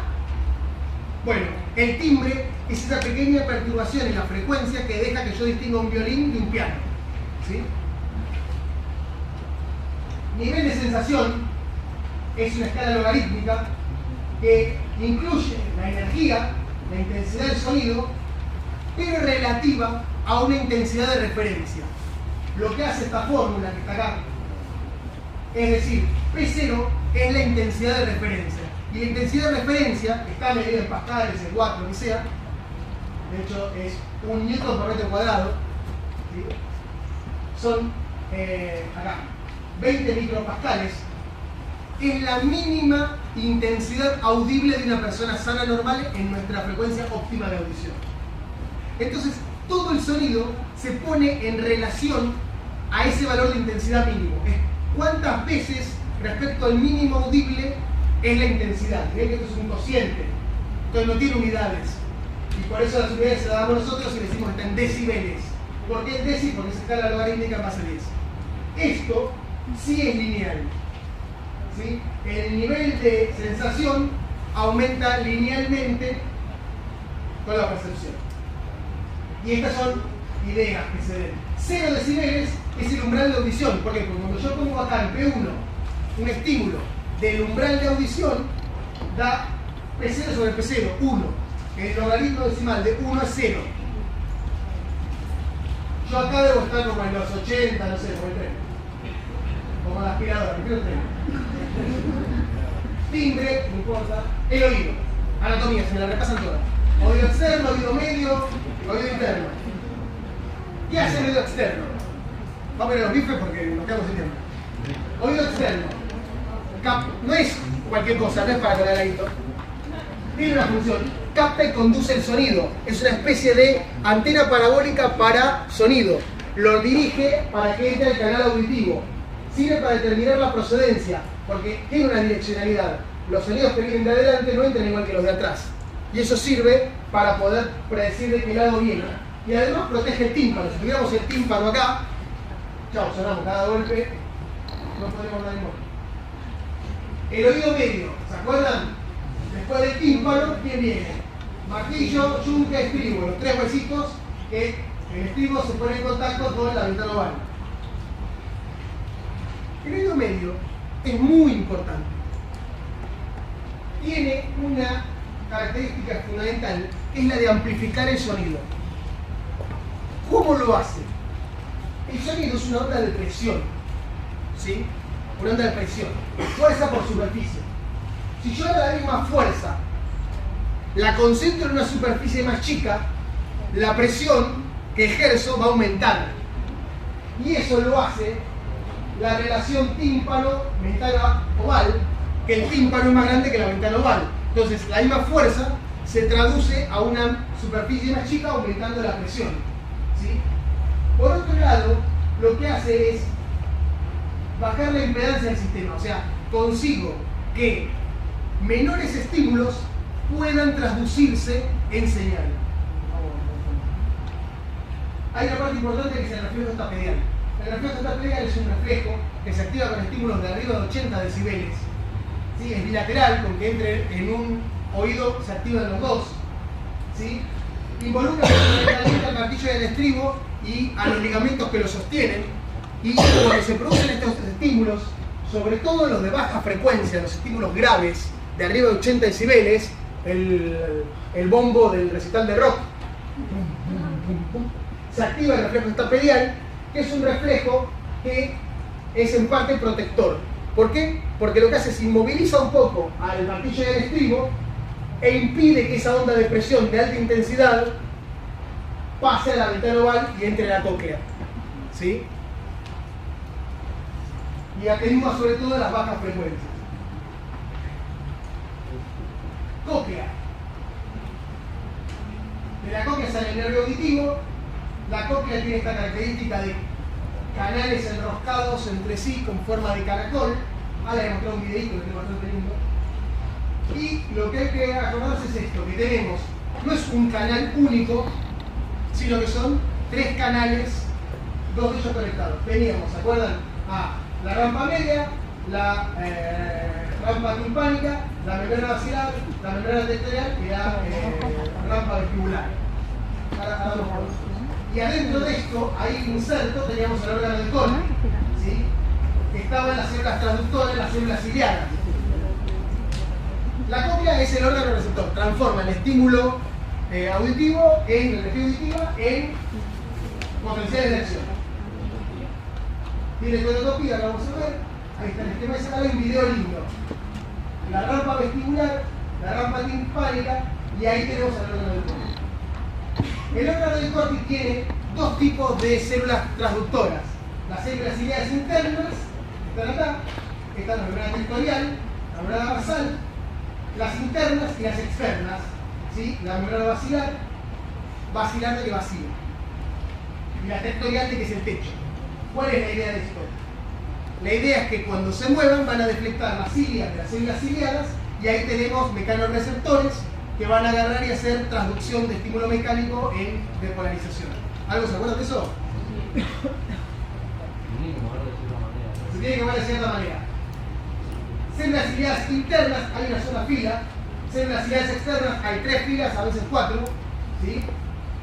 Y hay una cosa que es importante de todo esto, que tenemos alrededor de unas 12.000 células ciliadas internas y los tienen que tener para toda la vida, porque como las neuronas no se regeneran. Arrancamos y nacemos con unas 12.000, 16.000 células y vivimos toda nuestra vida. Y los estímulos de alta intensidad las matan. Y por eso tenemos muchos problemas de hipoacusia en adultos mayores. ¿Por qué? Porque se les fueron muriendo neuronas, células ciliadas, y estas no se reponen. Así que guarda cuando se incrustan el audífono y ponen. Las células ciliadas tienen sus cilios y no son todos iguales. Teníamos las esterocilias, que son las más chiquitas, y hay un quinocilio central, y están unidas entre sí por filamentos proteicos, que son como si fueran deditos de la mano, todos unidos por un cablecito y se mueven de manera conjunta. Esta anatomía voy un poco rápido. El órgano del córtex, el que hace mecanotransducción, y se los voy a explicar de una manera que por ahí es muy cruda, pero que les va a resultar por ahí imaginativa. La cóclea la podemos imaginar como esto. Imagínense que agarran bien los globos esos para hacer los perritos y el payasito y qué sé yo. Agarren uno de estos y lo llenan de agua, lo llenan todo de agua, y les queda un chorizo lleno de agua, ¿sí? Y lo meten ahora en un tubo de PVC de los de cañería de plástica y lo meten todo por ahí adentro. De afuera es rígido eso, ¿no? Ahora imagínense que eso le hacen abajo una ranurita. Por esa ranurita del plástico van a ver el globo lleno de agua, ¿sí o no? Ahora imagínense que eso, que es lineal así, lo doblamos al medio, ¿sí? Y nos queda el tubo que va y el tubo que viene, y tiene la ranura que va y la ranura que viene. Y entre esas dos ranuras metemos el órgano de Corti. Sería la membrana basilar y la membrana tectorial. Si yo ahora a este globo, que tiene una entrada y una salida, está cerrada, le pego, le genero una onda de presión con un émbolo, ¿qué es lo que va a pasar? Se va a transmitir todo a través del globo, no se va a ir para afuera porque está ahí todo el hueso, se va a ir todo por adentro y ¿qué va a hacer? Va a volver y va a aparecer en la ventana redonda, protruyendo. Entonces, cuando llega la onda de presión, se activa el oído medio, se comprime la ventana oval, el líquido genera una onda de presión del líquido que va empujando como una onda como la que vimos antes, en la mano de ustedes, transversal. ¿Lo siguen? Con la diferencia de que cuando llega al fondo, al helicóptero, ¿qué hace? Vuelve por el otro canal. En el medio de eso está el órgano de Corti, que tiene sus cilias, anterocilias, apoyadas, pegadas a la membrana tectorial. Cuando la onda de presión va avanzando, va a ir empujando el globo, haciéndolo protruir por la pequeña ranura que tiene. Al protruir, ¿qué va a hacer a esas cilias que están abajo? Las va a empujar. ¿Cuál es el truco que tiene la membrana para descomponer el sonido en sus componentes frecuenciales? Esa ranura no es homogénea, es finita y se agranda, es más rígida y menos rígida. Imagínense que el globo no tiene la misma densidad en todos lados. ¿Eso qué va a hacer? Eso va a hacer que la onda de presión, dependiendo con qué frecuencia yo la golpeo, genere deflexiones adentro en un lugar determinado, en el lugar que resuene con esa onda de presión. Y eso es lo que hace nuestra copia. Entonces les muestro un video. ¿Me siguieron? Sí. Les muestro un video que resume un poco todo lo que estuvimos mirando.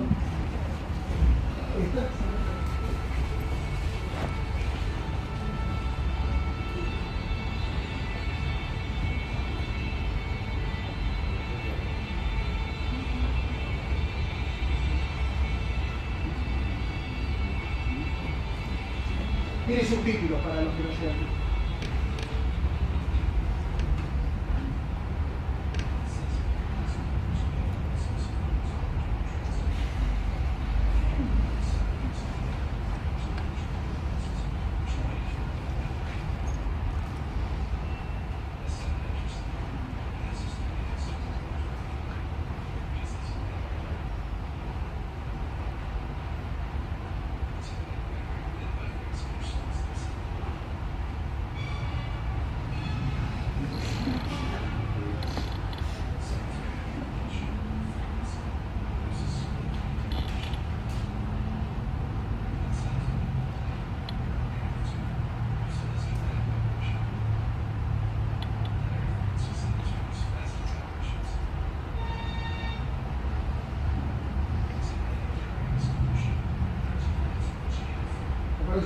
Tiene la diferencia entre frecuencia y amplitud.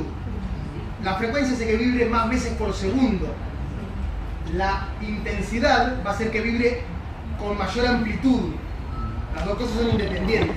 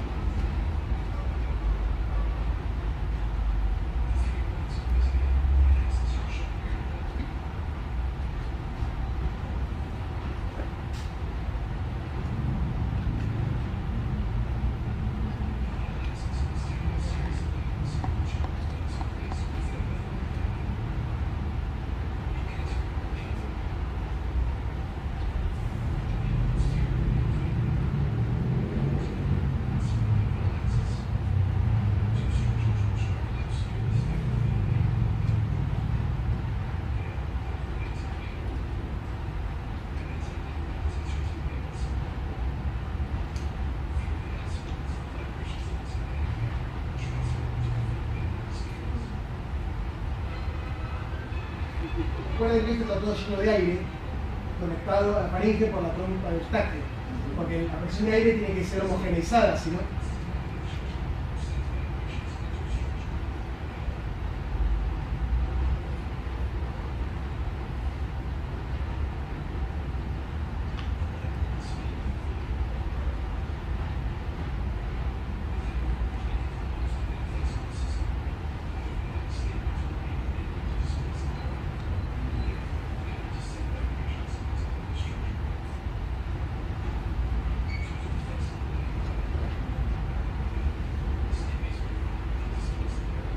El globo que yo les contaba.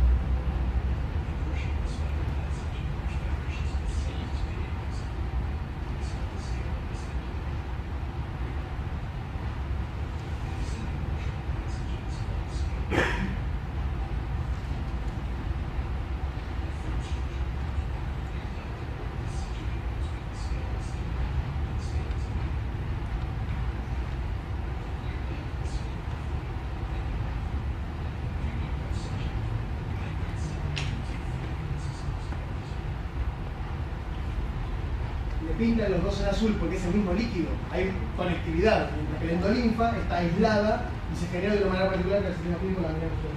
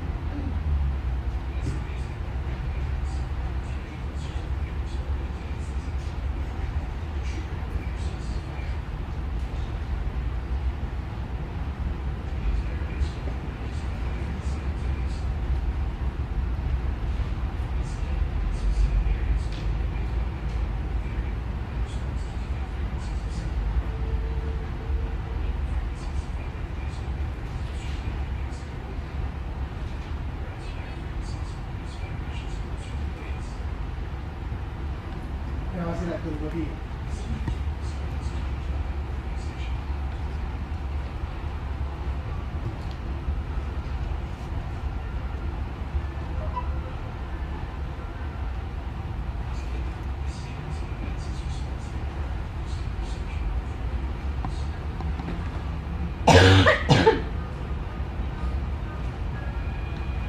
Lo contamos porque es la parte estética que tiene ahora el miren. ¿Se lo dio más o menos? No, está subido el CITEP. Sí, está subido el CITEP. Ah, buenísimo. Entonces, tenemos. Vieron que está muy 3D. Cosas importantes para recordar. La endolinfa es diferente de la perilinfa, fundamentalmente porque tiene muchísimo potasio, mucho más que lo normal. Y eso hace que las células ciliadas tengan un potencial ligeramente despolarizado. Hay todo un mecanismo conocido por el cual se produce la endolinfa, ¿sí? Tiene que ver con el epitelio que está en la pared y no había que hacer un caso. Y tenemos que recordar esto: la célula ciliada tiene una direccionalidad. ¿Vieron que ahí le mostraba cuando vibra y se mueve? Cuando las células se desplazan despeinándose hacia el lado del quinocilio, que es el más grande, la célula ciliada se va a despolarizar. ¿Por qué se despolariza? Básicamente porque hay unos canales que son mecanoreceptores, se abren por fuerza mecánica. ¿Y cuál es la fuerza mecánica que los abre? Son unos puentes proteicos que los unen a la cilia de al lado y al quinocilio, y que básicamente al despeinarse traccionan tirando del canal y lo abren mecánicamente. Eso va a permitir que entre potasio. Acá es medio raro, pero entra potasio porque la endolinfa es alta en potasio, y en este caso el potasio va a despolarizar. La despolarización va a abrir canales de calcio voltaje dependiente, que va a hacer que se libere el neurotransmisor, que básicamente es glutamato. ¿Sí? Ahora, si se despeina en contra del quinocilio, o sea, el quinocilio se monta arriba de las cilias, eso lo que produce es el cierre de los canales y la hiperpolarización y la no liberación de glutamato. ¿Sí? Entonces, el potencial receptor, si yo grafico el potencial de membrana de esta célula, cuando se despeina hacia el quinocilio, se despolariza y por lo tanto va a aumentar en el aferente del octavo par la cantidad de potencial de acción que se dispara. Si va para el otro lado, se hiperpolariza y disminuye. Y esto de vuelta no es todo o nada. ¿Sí? Acá hay una fotografía de copia de barrido, donde se ve el quinocilio, la cilia y el puente proteico que los une. ¿Sí? Hoy sabemos además que esto tiene mecanismos de adaptación. ¿Por qué? Porque estos pequeños puentes proteicos pueden estirarse o contraerse aumentando la tensión que hace falta para abrirlos.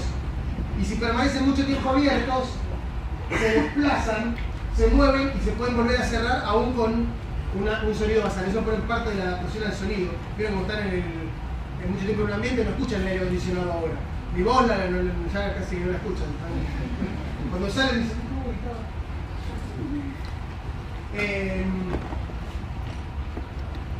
tonotopía, vieron ahí algo en el video, y lo que hay que recordar es esto. Sobre la base, ¿sí? La membrana es más rígida y es más angosta, y eso hace que resuene acá las ondas de alta frecuencia, y más en el apex, ¿sí? Las de baja frecuencia, teniendo ese tipo de organización.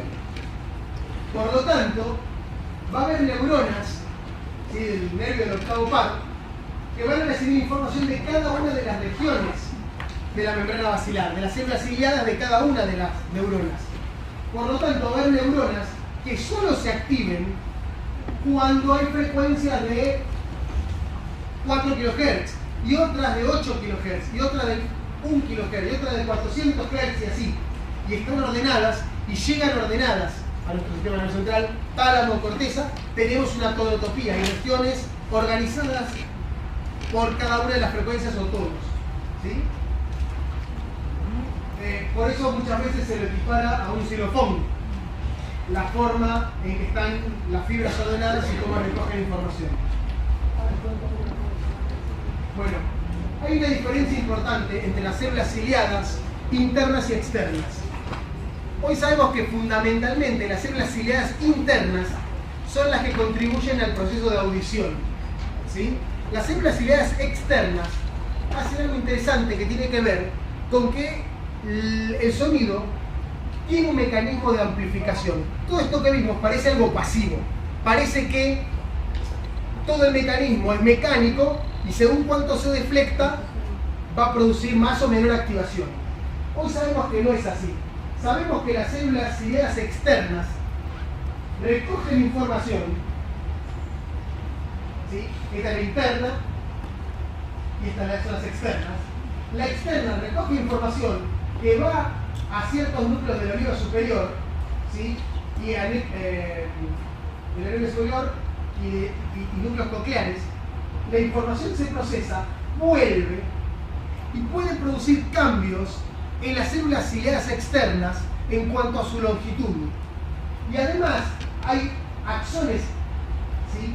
Eferentes que contactan presinápticamente a las células del tipo 1, que son las que llevan la información sensorial. Esto que está acá es una sinapsis axoaxónica. Es una sinapsis entre la célula ciliada y la prolongación periférica de la célula sensorial que recibe información y modula la cantidad de potenciales de acción que se van a generar en respuesta a la liberación de glutamato. ¿Quién hace esto? Parte de la información que refleja a través de las células ciliadas de tipo 2, externas. Otra cosa que es interesante y que nos habla de que existe esta evidencia de amplificación es esto. Si esta es la distancia que yo tengo desde la base hasta el ápex, ¿sí? De la membrana. Si yo tuviera solamente mecanismos pasivos, podría obtener este tipo de respuesta a un tono de sonido. ¿Sí? Ahora, lo que nosotros podemos medir es que ocurren respuestas de este tipo, pero hay grandes aumentos locales de la sensibilidad a un estímulo. ¿Sí? Estos son cuántos decibeles hacen falta para activar la respuesta. ¿Están perdidos? Sí. Ya más que perdidos están equivocados. Si yo solo tuviera un mecanismo pasivo, imagínense esto como sensibilidad. La sensibilidad que tendría sería esta curva así, esto así y punteadito acá. Si solo fuera pasivo. Sin embargo, cuando se mide la sensibilidad, se encuentran curvas como esta así y con un gran pico de sensibilidad, acá uno póngale 1 kHz. Para un tono de 1 kHz. ¿Y esto por qué se da? Porque hay mecanismos activos. Las células ciliadas externas reciben esta información y pueden acortarse o alargarse, modificando la distancia a la membrana. ¿Sí? Es como que el órgano de Corti no es homogéneamente igual en todo el espiral. Por acción de las células ciliadas externas puede acortarse o alargarse. Y eso hace que las células ciliadas estén más cerca o más lejos de la membrana. Por lo tanto, una deflexión más chiquitita las dobla más y las vuelve más sensibles. ¿Se entiende la idea? Una evidencia de esto es que aparece un sonido que es como un eco. ¿Oyeron hablar de las emisiones fotoacústicas? En la sordera, la emisión en la audición es muy grave, sobre todo en los recién nacidos. ¿Por qué? Porque no impacta solo en la audición, sino que impacta en el desarrollo del lenguaje, impacta en el desarrollo del habla. Entonces, en general la audición tiende a estar asociada solo a la adquisición de información. Tiene un rol de protección. Nosotros escuchamos ruidos y respondemos al ruido del auto que viene, mi mamá que me grita. Pero no solo es la comunicación oral, sino que tiene un rol por lo protector. Pero la pérdida de habla y la pérdida de comunicación aísla socialmente a esa gente que desarrolla, por ejemplo, la incidencia de depresión es muchísimo más alta en personas que tuvieron deficiencias en el desarrollo del lenguaje que las que no. Y si hay un aumento de depresión, aumento de suicidio, por lo cual eso tiene consecuencias directas. Pero con el por eso la detección precoz es muy fuerte. Sí. Pero con el lenguaje de señas no se daría también un desarrollo. Sí, pero el problema es que eso suele ocurrir posteriormente si no se detecta temprano la deficiencia de la audición. Uno de los problemas es que los bebés aprenden a hablar a partir del año, claro, donde ya mucho de esto tuvo un periodo plástico crítico que se perdió. Claro, los padres tendrían que saber el lenguaje de señas ya desde que el bebé nace. Pero si la persona no tiene problemas de audición, es difícil detectar si un bebé de 3 meses tiene problemas de audición. ¿Por qué? Porque no responde a comando. Vos le decís, haz esto y no hace. O sea, clásicamente, ¿qué se hacía? Se hacían sonidos abruptos para ver reflejos de sobresalto y cosas por el estilo. Hoy en día, a todos los recién nacidos se les hace una medición que se llama reflejo autoacústico. ¿Qué es? Es cuando esas células ciliadas externas se contraen, generan una pequeña onda de presión. Porque imagínense la membrana, mi globo lleno de agua, que está doblado, si no hay ningún sonido, pero de repente se contrae un pedacito de eso, va a generar una onda de presión que termina saliendo por la ventana oval. Cuando uno hace con un amplificador muy especial, colocado bien sellando el canal auditivo, y da un tono puro de sonido de muy baja intensidad, lo que se observa es que uno da el tono y el amplificador detecta la presión que uno mismo generó. Pero un tiempo después, muy corto, algunos milisegundos, aparece una onda de presión que parece una especie de eco. Yo mandé un sonido y un poco después vuelve un sonido. Lo que sabemos es que ese sonido que vuelve, es muy tenue, es producto de la acomodación que hicieron esas células ciliares externas. Y la ventaja de esto es que refleja y se puede medir a las pocas semanas de edad. Y a muchos de los bebés hoy en día se les debería hacer, o muchos se hacen y debería estar como rutina, las mediciones otoacústicas, que es que se le ponen estos micrófonos, que tienen un micrófono parlante si quieren, imagínenselo, y lo que se mira es si se produce esa respuesta refleja. Eso no quiere decir que no tenga problemas de audición en el futuro. Pero si tiene eso alterado, es un primer signo de alarma, porque quiere decir que las células ciliares externas, por lo menos ellas no están trabajando de la manera correcta. Como el origen embriológico entre las células ciliares externas y las internas es muy parecido, y su susceptibilidad a químicos, a problemas de desarrollo es muy parecida, despierta una alarma fuerte que haya un problema en las emisiones otoacústicas. ¿Sí? Entonces es un test que se puede hacer en neonatos, en chicos bebés recién nacidos, para monitorear el estado de su sistema coclear sin necesidad de participación voluntaria, ¿no? ¿Sí, ¿Cómo sería la estimulación temprana de un nene que yo descubro tan temprano que tiene hipoacusia, que vea imágenes? No, es que depende, ahí empieza toda la parte de clasificación y diagnóstico. Ahora no tenemos mucho tiempo, el espacio. El tema con eso, hipoacusias hay de muchos tipos distintos. Puede ser un problema de conducción, esto lo van a ver en el práctico, por eso no sé si puede ser un problema de conducción, que el sonido no esté llegando. En este caso, podría ser, porque los problemas en el oído medio generan problemas de conducción y el sistema sensorial está intacto. Podría ser de percepción, cuando se dan fallos en el oído interno, ahí es donde es un problema de percepción. No hay manera de arreglarlo sin arreglar la cóclea.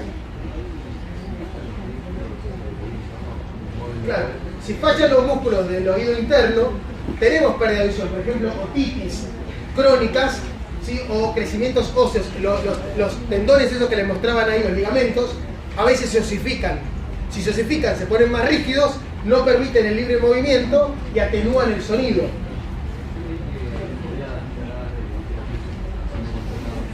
Hiperacusia puede ser, pero para frecuencias específicas.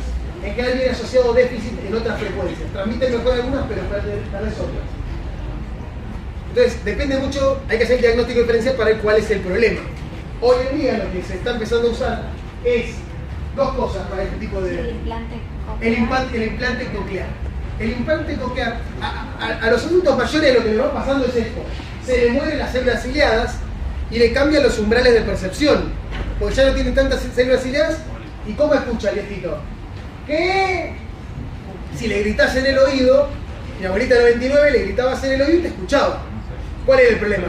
La deflexión que hacía, su membrana basilar no alcanzaba para las 5 células que le habían quedado generar una señal. Ella no quería usar el comodoro. ¿Cómo lo solucionamos eso? Le ponemos un amplificador externo. Los audífonos, ¿qué son? Son un amplificador externo que le genera una onda de presión mayor para activarle las células que le quedan. Cuando ya no te quedan más o no las tenés de nacimiento, lo que se hace es un implante coclear. ¿Qué es? Es un decodificador electrónico de frecuencias que descodifica la frecuencia del sonido y se le implanta dentro del canal coclear un manojo de alambres miniatura que terminan en distintos lugares de la hélice. Como terminan en distintos lugares, cuando el decodificador dice sonido agudo, prende el alambre que estimula la base. Y cuando dice este es un sonido grave, prende el cable que llega hasta el ápex.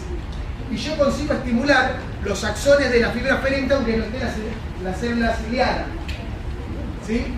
La respuesta de esto es bastante mixta. Ocurre a veces en adultos que tuvieron un trauma auditivo y quedaron nosotros por afección sensorial. Y hay reportes variables.